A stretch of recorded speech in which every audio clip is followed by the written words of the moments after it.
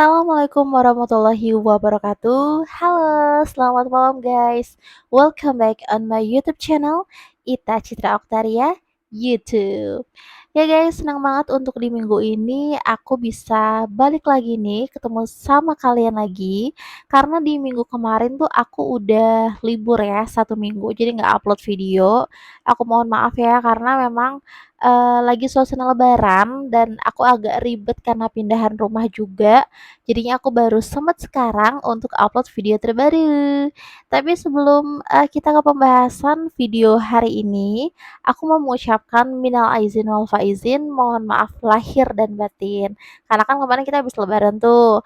Semoga aja setelah Idul Fitri kemarin nih kita bisa menjadi pribadi yang lebih baik lagi ya guys. Amin.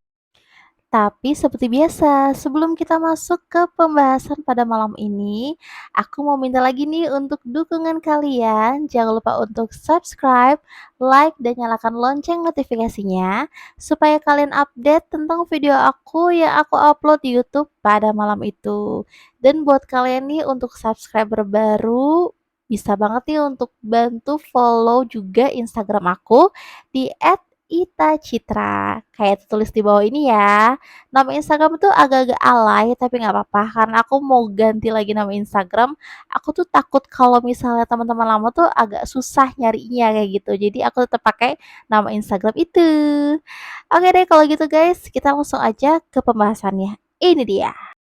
Ya guys, jadi untuk pembahasan malam ini pastinya kita jauh ya dari kesan romance. Karena seperti biasa untuk malam ini aku akan ngebahas tentang ringan horor-horor. Jadi untuk pembahasan di malam ini aku tuh terinspirasi dari film The Entity tahun 1982. Jadi ini tuh tentang exorcist gitu guys. Tapi memang untuk filmnya tuh film jadul karena memang keluarannya tahun 1982, jadi belibet kan, dan bahkan aku sendiri pun itu tuh belum lahir pada saat film ini tuh mulai dirilis. Tapi kalau misalnya menurut aku ya guys ya, mungkin buat kalian yang pencinta film horor klasik, menurut aku tuh film-film zaman dulu ya, mungkin kalau di Indonesia tuh terkenal serial Susana ya, itu menurut aku tuh kayak feel horornya tuh dapat banget, walaupun mungkin dari segi teknologi, dari segi apa, mungkin make up itu mungkin masih sederhana dan belum secanggih sekarang, tapi menurut aku tuh kayak merindingnya tuh dapat banget gitu, karena aku sendiri tuh sangat suka dengan background horor tuh yang memang masuk golongan klasik gitu loh guys. Mungkin kayak mengambil latar tempo dulu atau mungkin film-film horor yang kayak tema-temanya Britania Raya tuh kayak misalnya di kastil, terus rumah-rumah khas Inggris yang apa ya, yang tua dan kayak terkesan tuh kelam, sedih dan dingin. Terus kayak background desa-desa atau mungkin kayak film Susana kan kayak banyak apa ya, mengangkat kayak latar belakangnya tuh kayak rumah-rumah Belanda atau kayak latar-latar desa gitu kan guys. Aku tuh suka dengan yang background kayak gitu karena menurut aku tuh tadi kesan horornya dapet dan lebih merinding sih. Kalau misalnya kalian lebih suka film horor yang kayak gimana? Jadi guys, untuk film The Entity di tahun 1982 ini, itu terinspirasi dari sebuah kisah horor nyata guys yang dialami oleh gadis yang bernama Doris Bitter pada tahun 1974 di California, Amerika Serikat.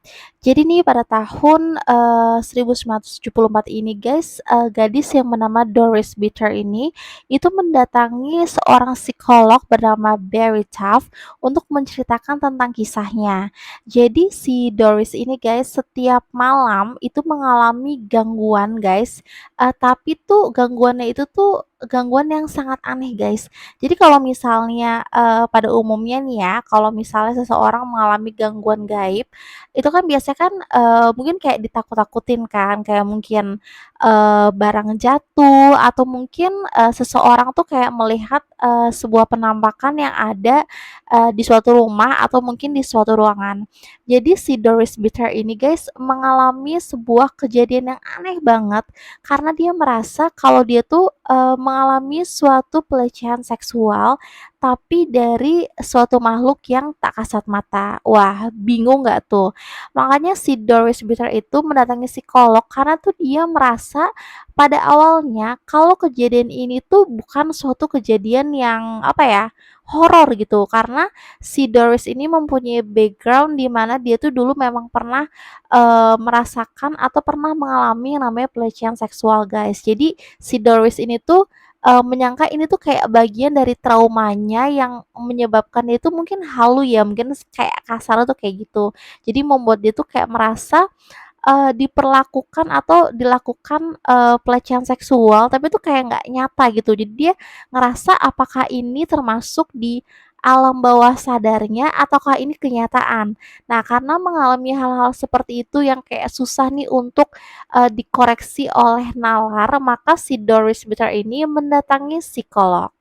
Dan pada saat si Doris Bitter datang tuh ke tempat kerjanya si Barry Taff ya, psikolog itu, dia mulailah untuk menceritakan kisah-kisahnya, guys. Dan si Barry ini tuh masih menganggap si Doris Bitter itu apa ya, kayak dia tuh mengalami suatu trauma dari masa kecilnya yang terdahulu, guys. Karena kan seperti yang aku bilang tadi di awal, kalau si Doris Bitter ini memang udah punya background nih tentang pelecehan seksual ketika dia kecil. Jadi pada saat itu si Barry Taff itu juga punya tanggapan yang sama nih kayak si Doris, apakah ini adalah pengaruh dari traumanya. Tapi pada akhirnya setelah si Doris Bitter menceritakan tentang kisahnya, otomatis si Barry Taff ini ya penasaran dong, apakah benar nih kalau si Doris Bitter ini mengalami suatu kejadian yang di luar nalarnya itu yang berhubungan dengan makhluk-makhluk tak kasat mata. Akhirnya pada tahun 1974, tepatnya pada tanggal 22 Agustus, Barry Taff dan juga asistennya Carrie Gaynor itu datang, guys, untuk pertama kalinya ke rumah Doris Bitter di Culver City, California, Amerika Serikat. Jadi si Doris Bitter ini ternyata tinggal di rumah tersebut itu bersama 4 orang anaknya, guys. Dan setelah dilihat dari historinya, rumah tersebut itu tuh memang ditempati oleh Doris Bitter bersama keempat anaknya itu secara ilegal. Karena memang kayak tanpa izin gitu, guys. Jadi kayak rumah yang memang ditinggalkan oleh pemiliknya kayak gitu. Dan pada saat Dr. Barry Taff dan juga asistennya Gaynor tuh datang ke rumah Doris Bitter. Doris Bitter ini kan tinggal bersama 4 orang anaknya, guys ya, yang terdiri dari 1 orang wanita dan 3 orang laki-laki. Dan pada saat di rumahnya, Doris Bitter juga menceritakan, guys, bahwa sosok yang memang melakukan pelecehan seksual terhadap dirinya itu ada 3, guys. Jadi untuk sosok tersebut itu 2 orang kayak bayangan kecil gitu, guys, yang bertugas untuk megangin tangannya Doris, dan untuk 1 orang lagi itu kayak bayangan tinggi besar gitu yang melakukan pemerkosaan terhadap Doris. Dan anak sulungnya si Doris Bitter ini juga bersaksi, guys, bahwa dia tuh pernah melihat ibunya tuh kayak terpelanting gitu loh, guys, di ruangan. Jadi kayak ada seseorang yang membuat ibunya tuh kayak terpental gitu, tapi orang tersebut tuh tidak terlihat. Untuk anaknya si Doris Bitter ini, guys, pada saat melihat ibunya mengalami gangguan tersebut, kayak waktu itu tuh dia ngelihat ibunya kan terlempar tuh ke ruangan. Dia tuh mencoba untuk menyelamatkan ibunya, guys, tapi tuh malah si anak tersebut tuh malah ikut kelempar ke ruangan sebelahnya dan akhirnya mengalami patah tulang. Dan akhirnya untuk tetangga Doris sendiri pun juga ikut memberikan kesaksian bahwa dia tuh sering melihat pergerakan penampakan di rumah tersebut. Nah, pada awalnya nih si Doris ini tuh apa ya, menyangka kayaknya rumah yang saya tinggali beserta anak-anak nih kayaknya angker nih, kayaknya nih sumber permasalahannya itu ada pada rumah tersebut. Jadi pada saat itu Doris tuh mencoba untuk pindah rumah nih, kayak dia tuh mencoba untuk tinggal di tempat lain. Tapi ternyata tuh untuk gangguan tersebut tuh tetap ada, guys. Jadi kan berarti untuk si makhluk tak kasat mata ini tuh memang mengikuti si Doris, jadi bukan bersumber pada rumah tersebut. Dan untuk anak-anaknya sendiri tuh juga sering, guys, melihat penampakan tersebut. Malah anak-anaknya tuh jadi kayak saking seringnya melihat penampakan tersebut di rumahnya, mereka tuh kayak menjuluki, "Eh, Mister siapa itu?" gitu. Jadi karena kan nggak tahu kan namanya siapa kan, jadi sampai dijuluki Mister Siapa Itu. Dan info dari anak-anak si Doris nih guys, untuk intensitas gangguan-gangguan tersebut tuh sebetulnya walaupun Doris gak ada, anak-anak ini tuh juga mengalami. Tapi pada saat Doris sampai ke rumah tersebut, kegiatan dan aktivitas dari makhluk tak kasat mata itu tuh lebih sering terjadi dan lebih meningkat guys. Dan akhirnya karena dari cerita-cerita dan kesaksian tuh dari tetangga, terus juga dari anak si Doris Bitter, akhirnya Dr. Barry Taff itu mengumpulkan tim investigasi paranormal guys untuk melakukan tadi tuh pembersihan di rumahnya si Doris Bitter, atau untuk lebih tepat tuh kayak penyelidikan gitu loh guys. Kan kalau misalnya paranormal kan lebih mempunyai alat-alat ya untuk melihat atau mendeteksi makhluk-makhluk tak kasat mata. Akhirnya datanglah untuk tim investigasi paranormal ke rumahnya Doris Bitter. Dan akhirnya pada saat tiba nih di rumahnya Doris Bitter, eh, tim dari investigasi paranormal tersebut tuh minta untuk si Doris tuh mancing supaya si makhluk itu tuh keluar guys.